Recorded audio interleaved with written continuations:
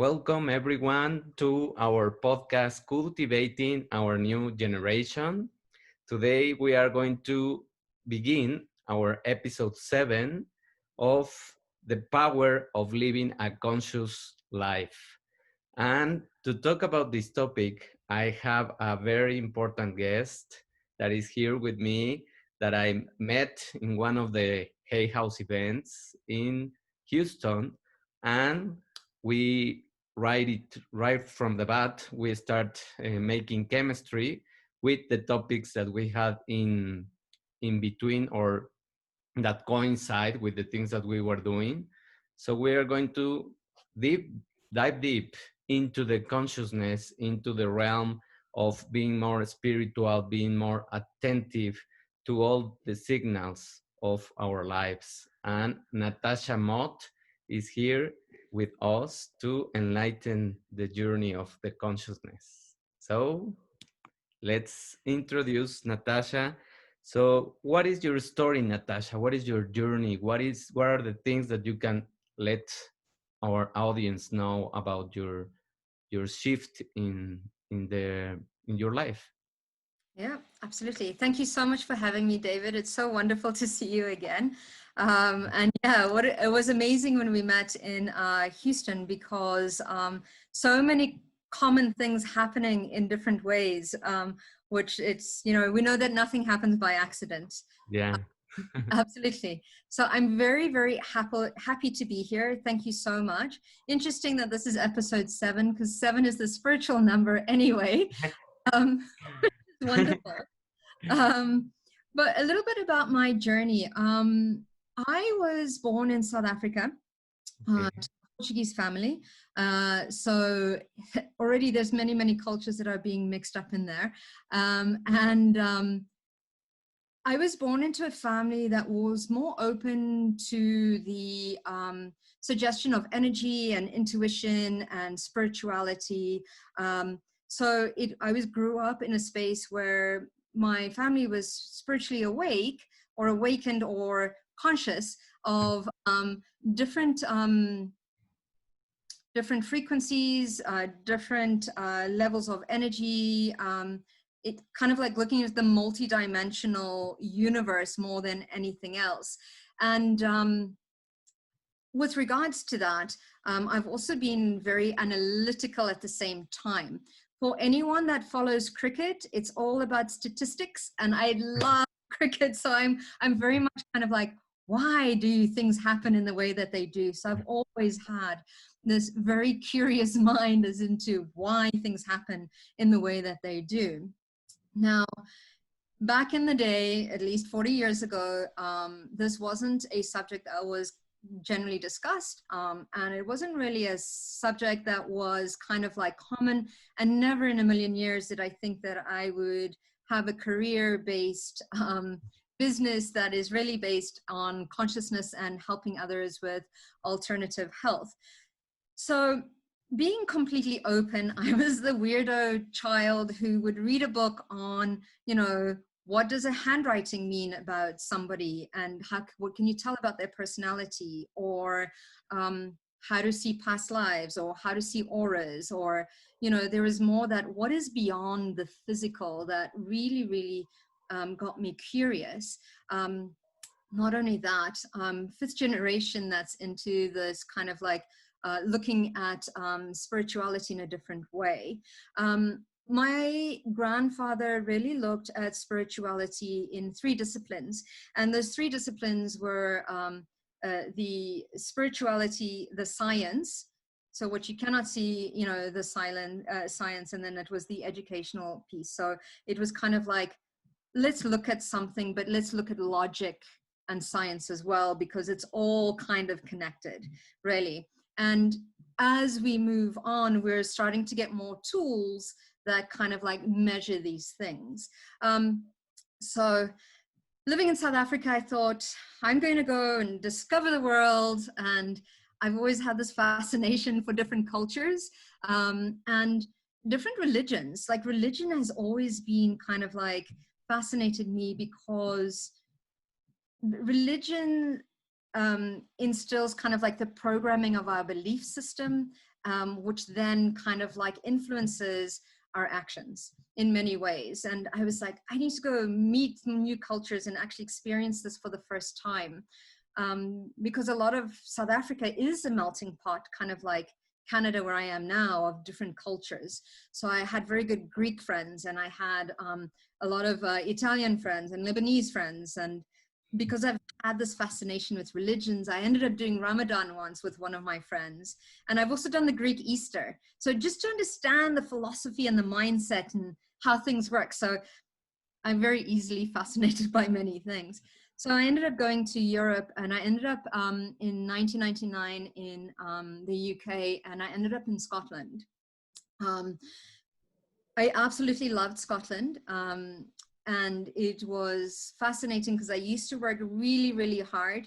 I had an office job, and then I had, you know, 2 other jobs, and I'd work as hard as I can, and then I'd go and travel, and then I'd come back and then start all over again. And I loved being in Scotland. And funnily enough, I ended up in Edinburgh. And in Edinburgh, they burnt more witches in Edinburgh than they did anywhere else in Europe. Like, that's just like, I was like, huh, funny that I end up in this life. But I ended up starting a career in marketing, and I did marketing for very technical companies. So I worked for an internet service provider. And back at that time was when broadband was first being introduced. So I've always been lucky to work at the forefront of companies that were actually really paving the way to how we do things. So for example, when they looked at broadband, they were looking at, you know, symmetrical DSL, because that was the true, you know, purest form of, you know, definition of broadband. And then I worked for another company that did IPTV solutions. So very, very technical again, but also pushing the boundaries of, you know, what we do and how we do in reinventing. So believing that there's no accidents, looking back, I can see why I joined those companies, because it's also very much marked who I am today. And I met a Canadian out there, and we had 2 children, and then decided to move to Canada, and specifically in Calgary. And that is very interesting because that almost created a big shift for me, that threw me into living a life of spirituality, and doing it as a living, and doing it to empower others, connecting with their own consciousness and their own spirituality as well. But it was definitely a process that I went through, Okay. moving countries. Nice. It's a So that's very a general. that's very interesting story, and full of switches and things that you could uh, digest all of the things that were happening, and finally finding your way in the consciousness area. So that's the important thing, that people that are listening, sometimes they pressure themselves because they think they are in the wrong place, or they frustrate because they are doing something they don't enjoy. So it's all about seeing the lesson, the signals, and paving your way to the top where you want to be. So visualizing. And for that, I would like to ask you, how do you define consciousness? Because many people get confused with consciousness. What is consciousness? Because it's not something, it's an abstract word.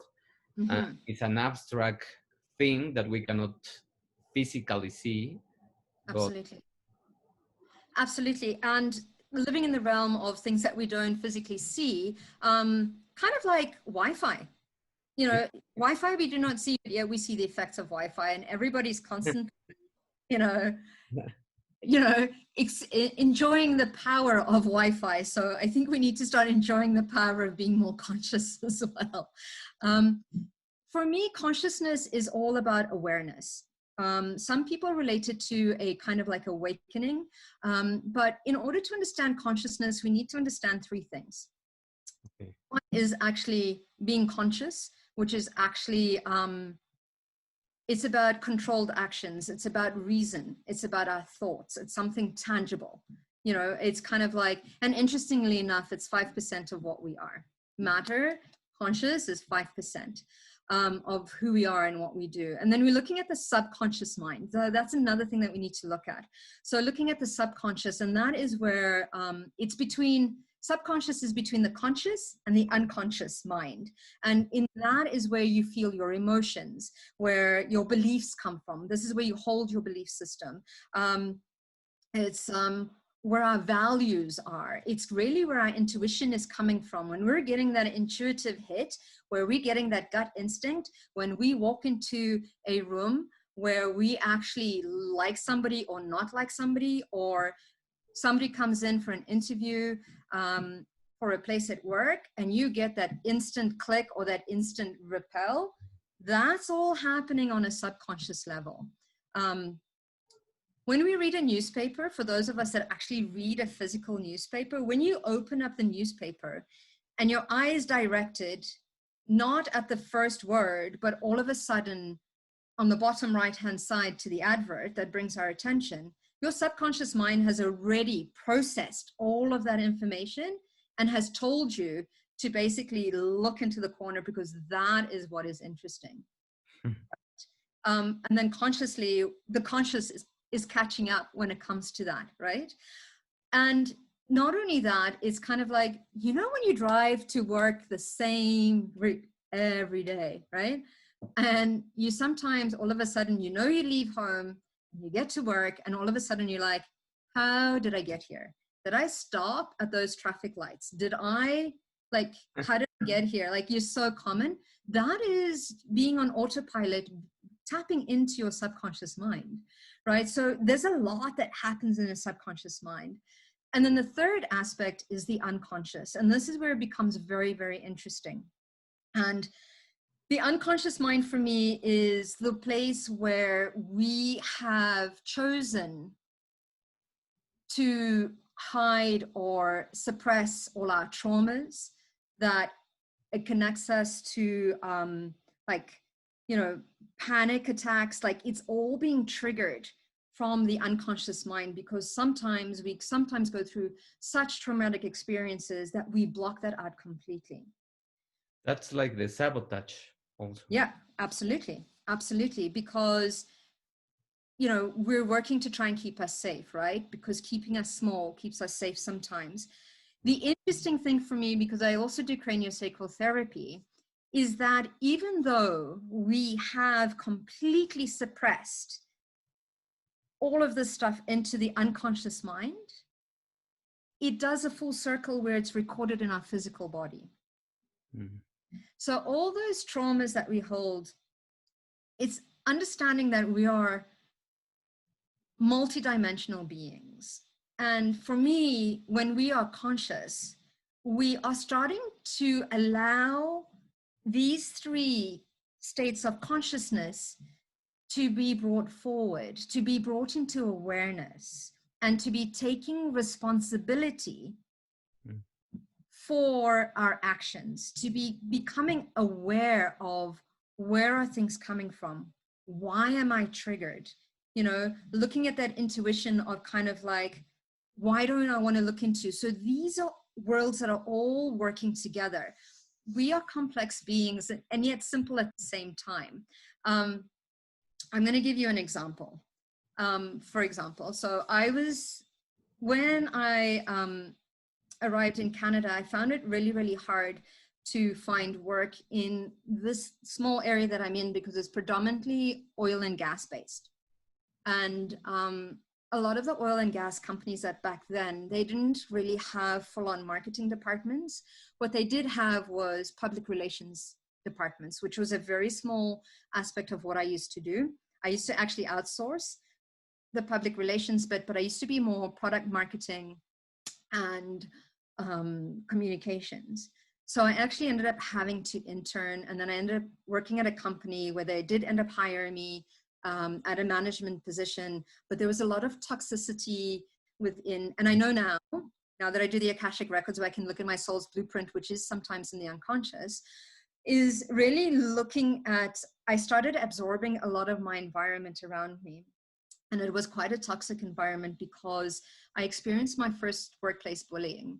And I'd never, ever experienced that before.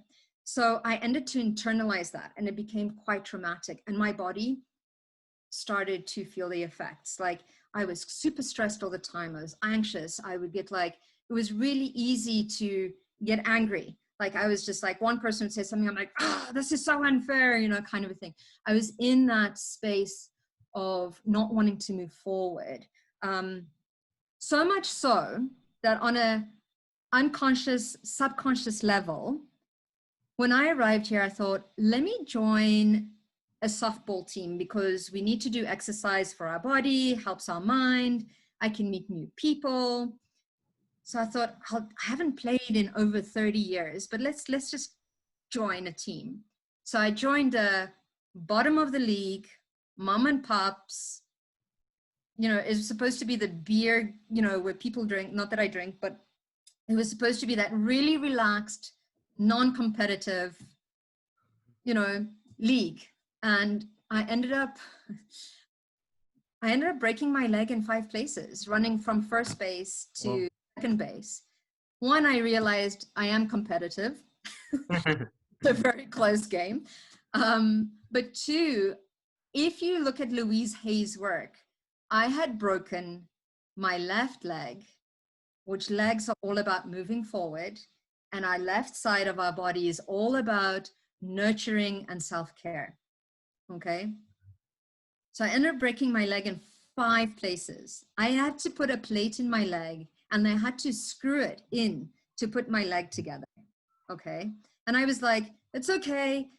6 weeks, I'm back to work. No, I wasn't. I wasn't moving anywhere. I was forced to actually slow down, look at what I wanted, realize that that wasn't the direction I wanted to continue going in. And being brought up in South Africa, I think we're pretty hardcore. So it's kind of like, it would have to, something would have to happen that would force me to look at that. The only bonus about breaking my leg at that time was it was right before World Cup soccer. You could watch it, the whole cup. I could watch it at home, but I was so out of it. I slept through most of the games, and Portugal and Brazil did not play well. So I'm glad I slept through most of those games. But if we look at it, it was my subconscious, my unconscious mind that was kind of like suffering these traumatic experiences, and my conscious was like, I was like, I just need to rush through this. I just need to work through this. I need to push through this, because that is what we're taught. We're taught to suck it up, move on with it, ignore the body, ignore the mind. We're taught to smash it.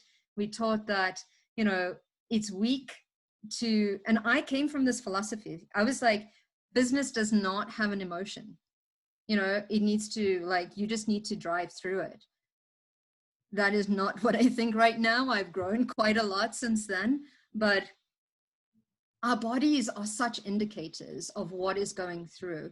Like when we look at when, you know, a lot of CEOs have like stress, anxiety, heart attacks, cancer, like all of these are caused because we're not connecting the unconscious, the subconscious, and the conscious, which is connected to the physical body. We're not looking at ourselves from a physical, mental, and emotional aspect, body, mind, and soul aspect. All of this is integral. It's like an egg.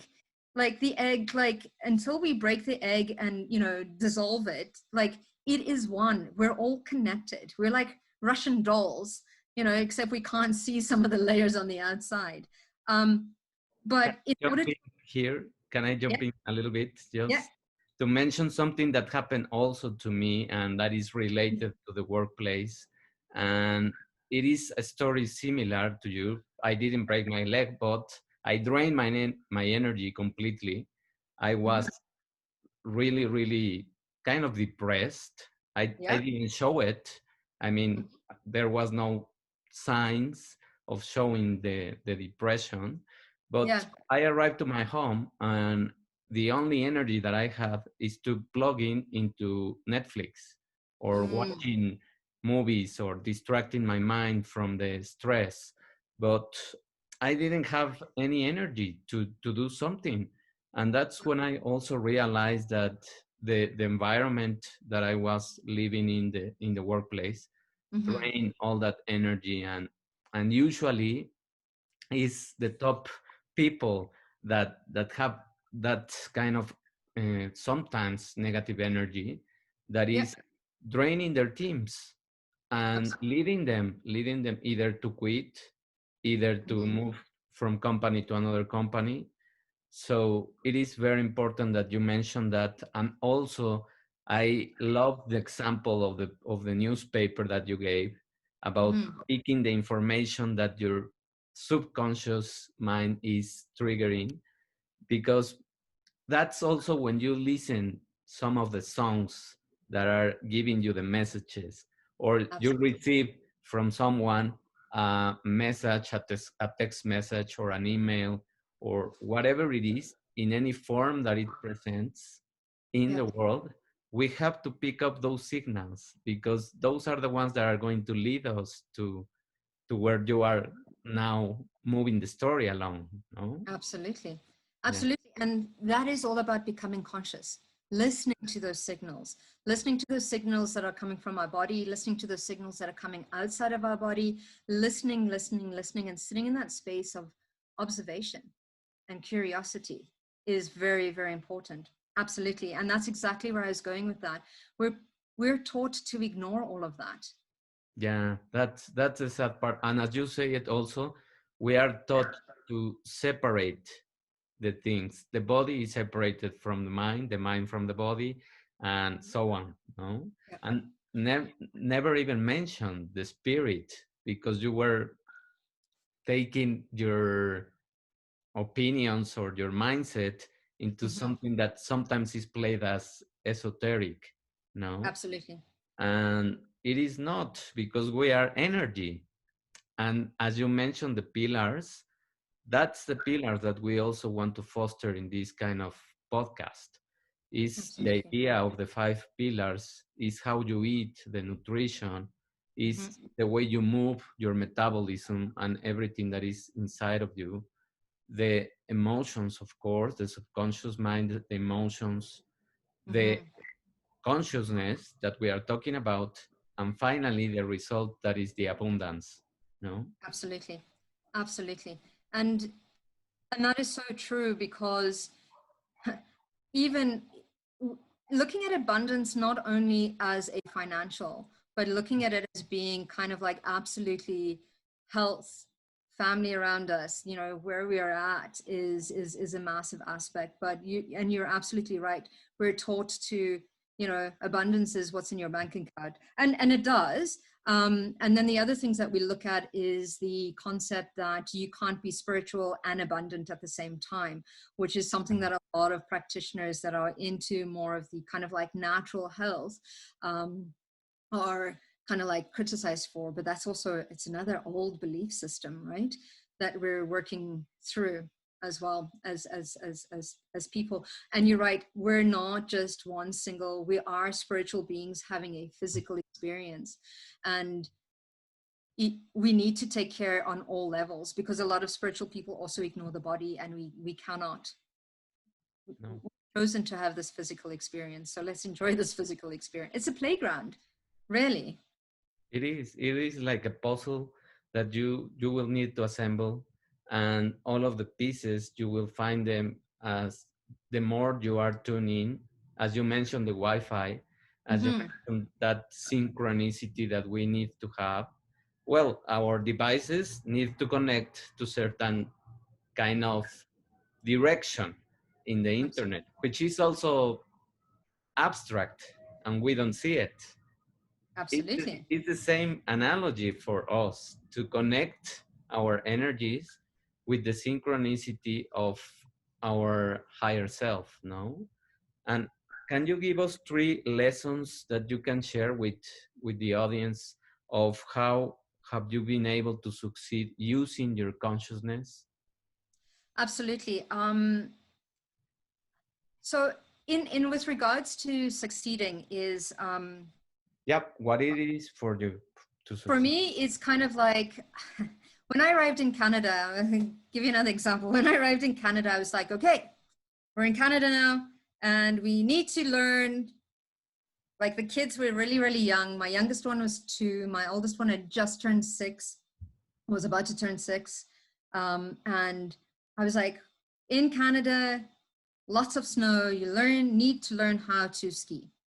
So I was like, okay. So we signed the kids up for lessons. I signed myself up for lessons because don't forget, I come from Africa. Water skiing is probably the closest that we'll get to doing any kind of skiing. I'd never seen so much snow until I got here. It's like, right, if I'm going to enjoy Canada, I'm going to embrace this. I'm going to learn how Canadians do this. So off I went, and I started skiing lessons. So at the same time as both my girls. So it was quite interesting.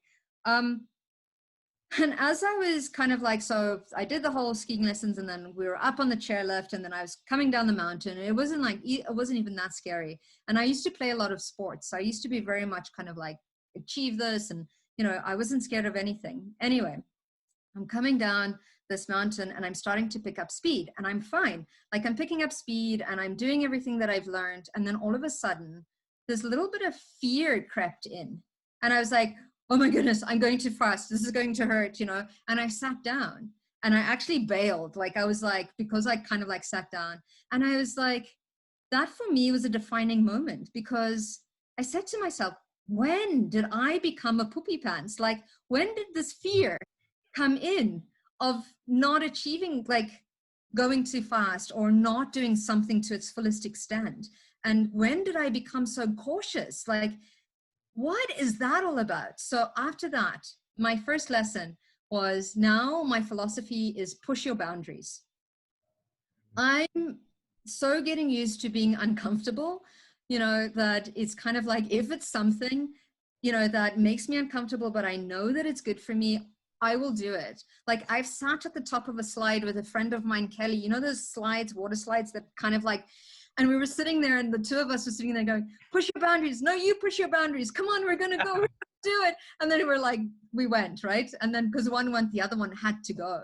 But Yeah. it's living in that space of getting out of your comfort zone, whether it's public speaking, for me was another one, like being in the center of attention and speaking, pushing your boundaries. It's helped me so much in my business now to push my boundaries. And that's one of the things, one of the philosophies I have is push your boundaries, get used to being uncomfortable.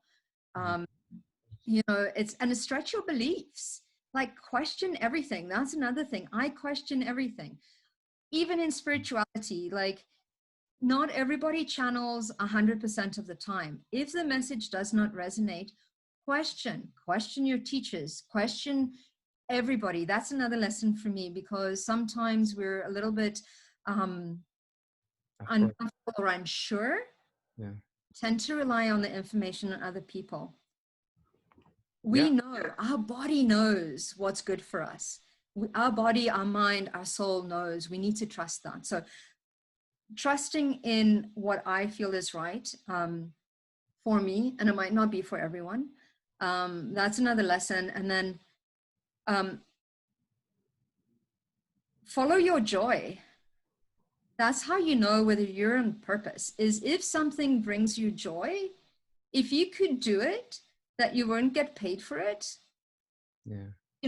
do it. Like, yes, we do need to get paid. Just by the way, we still have to pay bills and put food on the table and experience as much as we can. But following your joy, you're in alignment with your soul, because when your heart and your mind click together, you're being led by your soul. And that's what people are going to judge you whether you do, whether you don't. Everybody will have an opinion.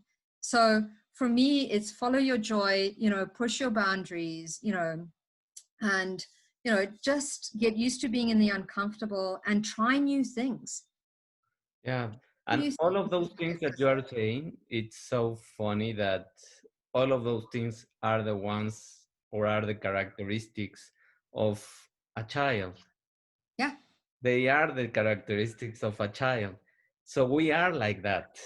It is not that we really, really have to learn how to be like that, because we used to do it, we used to don't care. what Yep. people might think or judge or say or whatever. Yeah. So it is being curious again, like your children. And if you don't have children, just go to a playground and Mhm. look at them. Look how they interact. Look how they don't have boundaries.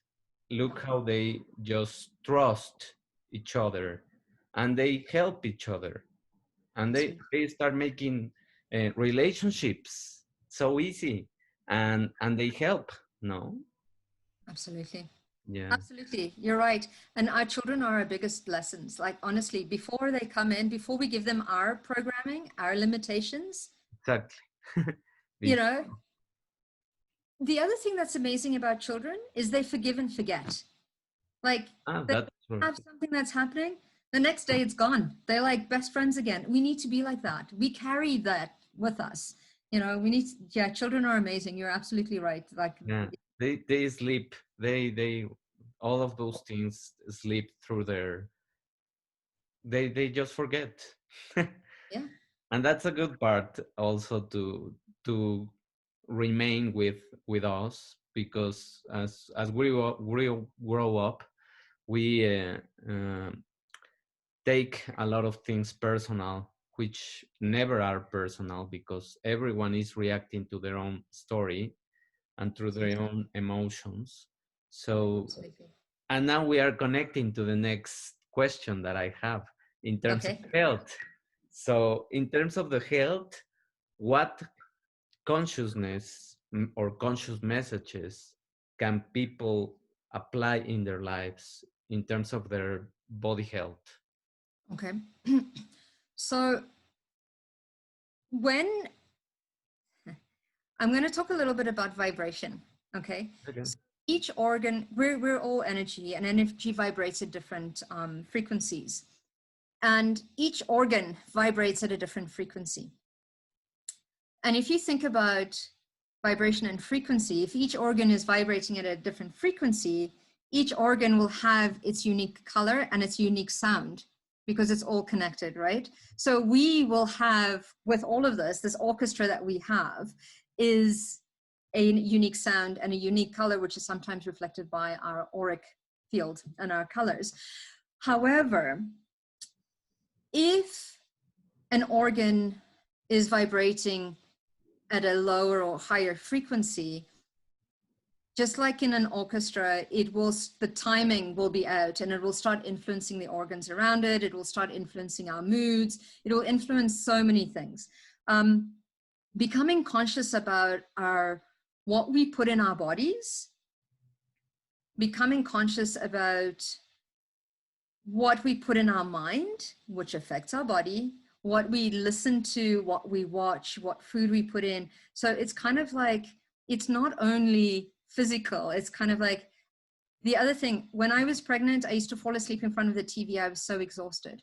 When I started realizing how when people do, affirmation program to rewire the neural pathways in their brain, I started realizing, what am I falling asleep in front of? Yeah. What are the messages that are being put into my brain, into my subconscious, that will then play out in some sort of programming within my body? And when it comes to physical health and becoming conscious, if we were to take, for example, eating an orange, okay? Yes, it has all this physical vitamin C and all the goodness of it. So that's the physical, that's the conscious bit, the tangible bit that we can look at. But understanding the journey of that orange Mm. from the person who picked the tree, or even the land that it's on, the person that picked it, what mood were they in, what energy frequency did they add to that orange, the person that put it on the truck, to the person that actually trucked it, to the person that actually put it on the shelf or received it in the store, to the person that put it on the shelf, to the mood you were in when you picked it up, to the person who threw it. It goes through a lot of energetic frequencies. So whether it's organic or not, it's kind of like, which also impacts the energy vibrational field, but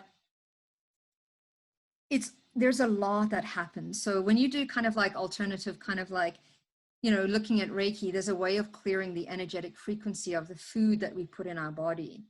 I'm a great believer in Dr. Bruce Lipton's work, where the things that affect our body is, you know, our mind, so our thoughts, what we put in, and if we have a physical trauma that needs that all implicates, you know, or stresses our bodies. So what we put in is not only about food, but it's what we put in our mind. What do we hear? What situations do we put ourselves in? What friends do we surround ourselves with? That all has impact on our health That's aspects. so matching the frequency that I was also teaching yesterday, because I gave a class of nutrition yesterday, and I was teaching the people about these levels of awareness of the kind of things that you are doing when you are eating, because also many of us didn't realize until we take this path of spirituality that when we eat, many times we eat in a rush. Many Mm-hmm. times we eat whatever it is in front of us, or is faster to process, or we get anxious because we are eating processed foods, sugar foods, Mm-hmm. any kind of toxicity, no? And Absolutely. also, with what kind of people are you surrounding when you are eating? Because if you Absolutely. are in the workplace, for example, and you are having lunch with your coworkers, but they are just complaining about the boss or the environment or things, whatever, you are Mm-hmm. eating those kind of energies with your food. And that also cooperates with the draining of your energy. That's why when you go up from the lunch, you Yeah, don't have energy. You are sleepy. You are not concentrated, and you are not thinking clearly. And if you have a meeting and it's an important meeting, what kind of decisions are you going to take? No. So absolutely. it all adds up. Absolutely. And when we're looking at that, there's also three things that are very, very important when it comes to physical health, which is the mind, so the brain, so the thoughts that we're having, the heart, so it's kind of like that aspect of emotion, but also our gut. And that's what processes the energy of the food that we eat. And being on one of your courses as well, absolutely kind of like reinforce that aspect of gut health. And but it's, even if you look at it from a marketing perspective, if you look at, like, for example, databases, you know, what you put in is what you get out. If you put in the email addresses wrong, if you don't take the time to write people's names, you know, and you send out an email, you know, lady, and you call her Mr., like, what are you putting into, like, what you, they say what you put in is what you get out. And it's the same with your body. What you put into your body is what you get out. And if we look at food as energy as well, like, what kind of energy are we putting? And I'd even go as far as to say, which I've been in a space before where somebody, we were at a potluck, which they do a lot in Canada here, and somebody brought in chocolate, and Mm. she bought to chocolate, but she said, this is, you know, pure chocolate. It was like 80 or 90% pure chocolate. And I said, oh, that's incredible. And she said, I love myself too much to not give myself anything less. Wow. And I was like, whoa, that was like, boom. I was like, love yourself more than enough to know what you're putting into your body, That- right? What are you putting into your mind?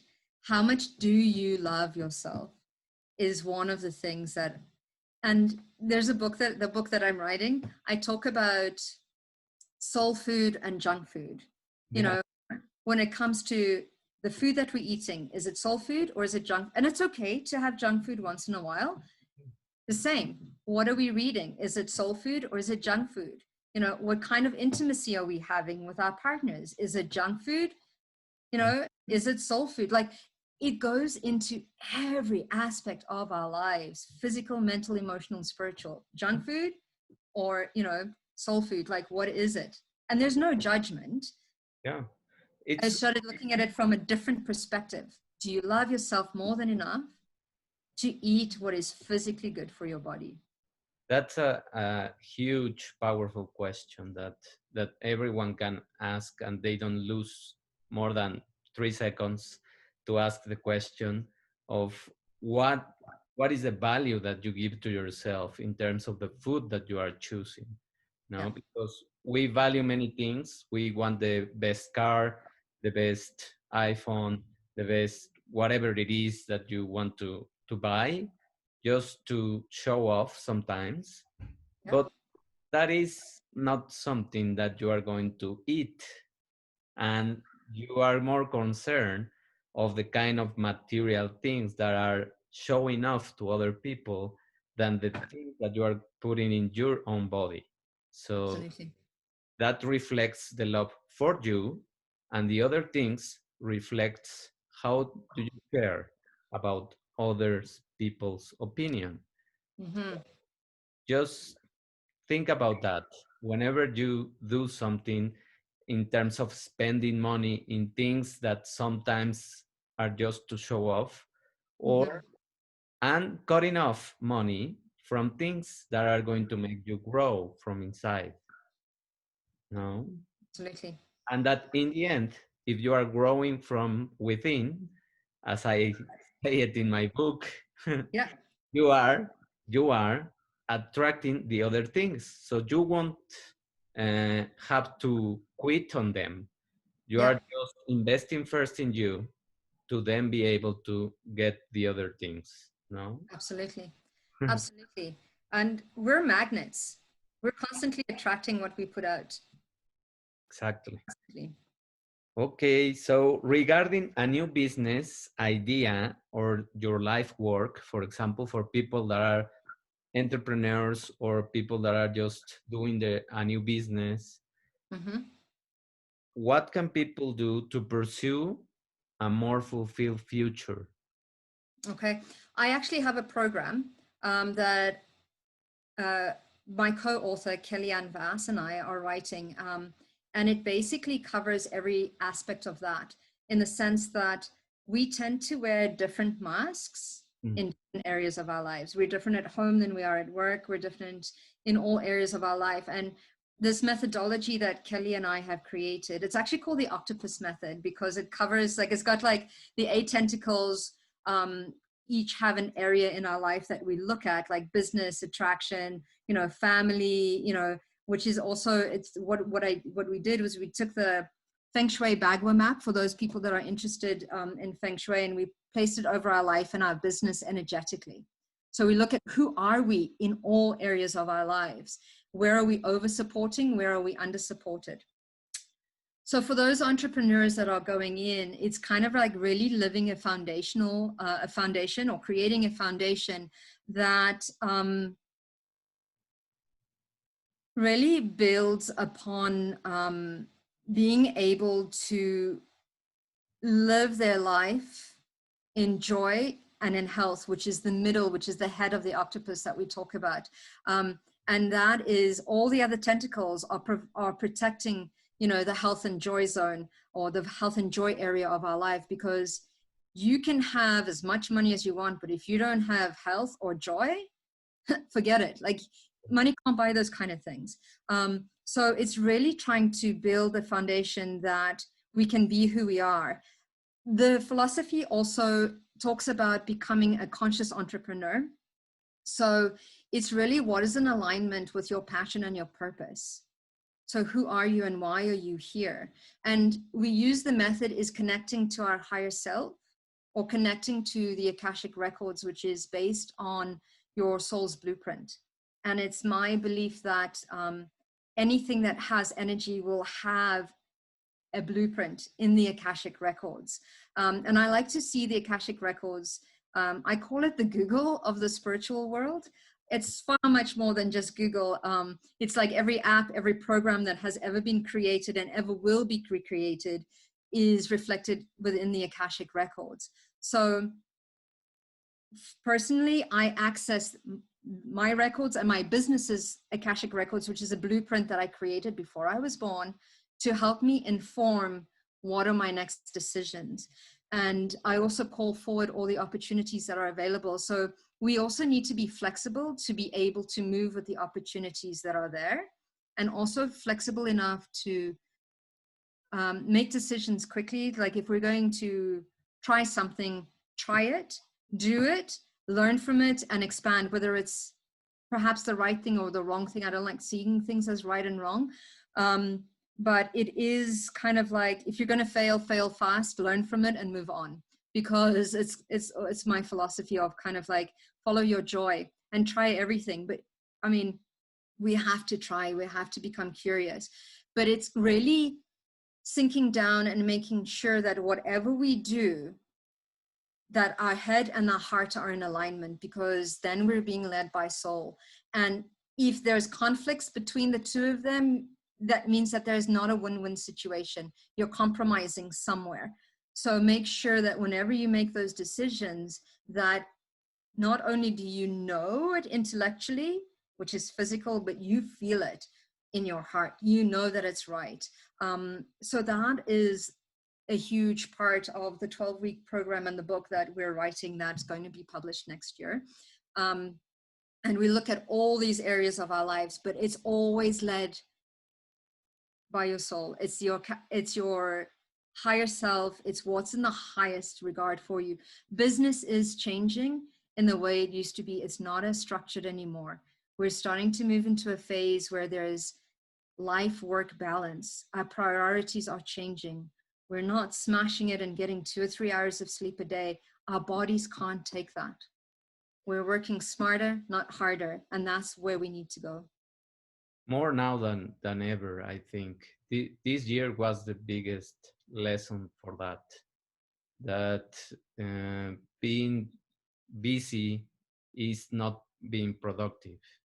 No. Uh, Being busy also is not going to lead you to have abundance, because if you really just want money and you are pursuing money by doing more, you really are not attracting that money.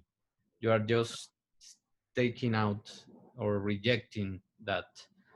So the idea is now to be more reflective, as you say, and now that you mentioned that connection, is it's also very important, because we have three brains, and I saw that you make one of your posts in your Facebook page Yeah. about these three brains, and also I speak about them of the microbiota, the gut, that is Mhm.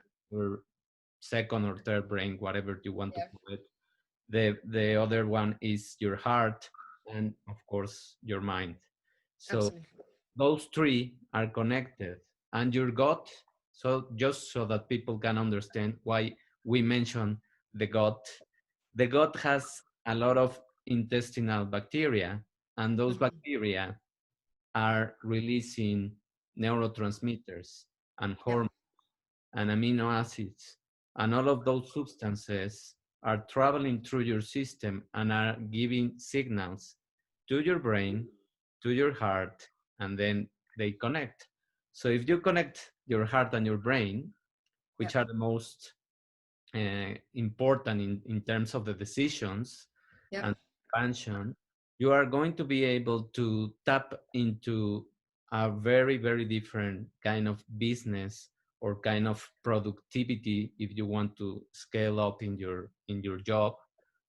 And that's really important. And I just saw the program that Natasha is giving for entrepreneurs, and I can highly recommend that. It is very deep.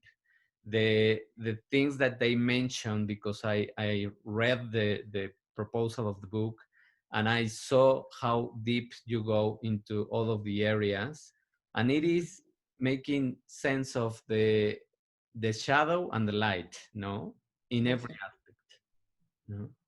Yeah, and it's all about duality, and we tend to ignore the shadow aspect of ourselves, or the aspects that we like least. But it's absolutely learning to completely and utterly love the 50 shades of who we are. And it's not only about unconditional love, but it's also about radical self-acceptance into who we are, and really learning to move through those things. So, yeah, we look at triggers, we look at all sorts of things like that. But going back to what you were talking about, the gut, that's why it's called gut instinct. We feel it, like it's in our gut. Intuition is mostly, so gut instinct, for those of you, like, just to mix the spiritual, besides the physical aspect, it's working with the three lower chakras, which are connected to the earth, Mhm. right? When we're working with intuition, it's the three upper chakras. So, like, you know, our heart, well, the four, our heart, because our heart connects all of them together, right? Connects the earth, the heart is the middle, connects all of them. But when we're working on intuition, we're working with the three higher states, and the heart is the one that links all of them together. So gut instinct really has that visceral, physical kind of like indication, and then the intuition is really coming from the others. Like, it's all connected. There's nothing that is separate in this world. So yeah, I was like, that's where that saying comes from. It's gut instinct, because there's so much information that we're getting there. Yeah, nice. Very, very nice.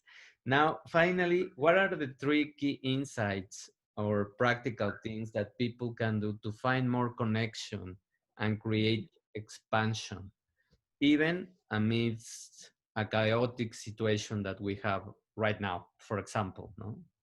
Okay, so one of them is being present. Yeah. Okay. So we tend to spend a lot of time looking in the past and, you know, beating ourselves up and, you know, worried about the future. The future hasn't happened yet and the past has already been. So it's kind of like, really, we only have this moment in time. Um, the other thing is to remove judgment. Yeah. Judgment is honestly, it's judgment for ourselves. We are sometimes our hardest critics. Yes, look internally, do the work. If you're being triggered, ask, where does it come from? What am I working on? I really came to understand that this is really a journey of self. You know, we get taught to put, you know, our husbands, our wives, our children, you know, our friends, the neighbors, everybody, every freaking person before we put ourselves. And it's interesting because ultimately this is the journey of self. So it's getting to understand who we are without judgment and by giving ourselves grace. So that's one of the lessons that I've learned, and stepping in observation, and into who are we, why is this coming up, um, and taking responsibility for our actions. We are creators. We are constantly creating the world around us. We are not powerless. Nothing is happening to us. Yeah. We're either allowing it or we've created that for expansion.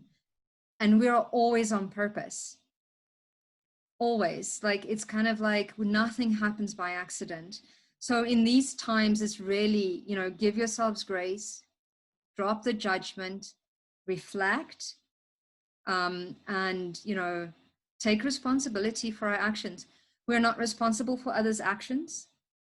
We are only responsible for our own. And that's basically karma. What you put out is what you get back. And not only that, it's what people do to you is their karma. How you choose to react is our own. That's what we track to us.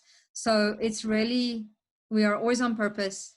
Yeah, remove the judgment and take responsibility for our actions. Really become conscious of what we're doing, and by stepping into awareness. And that's the best way of actually taking responsibilities, bringing things into the consciousness of who we are.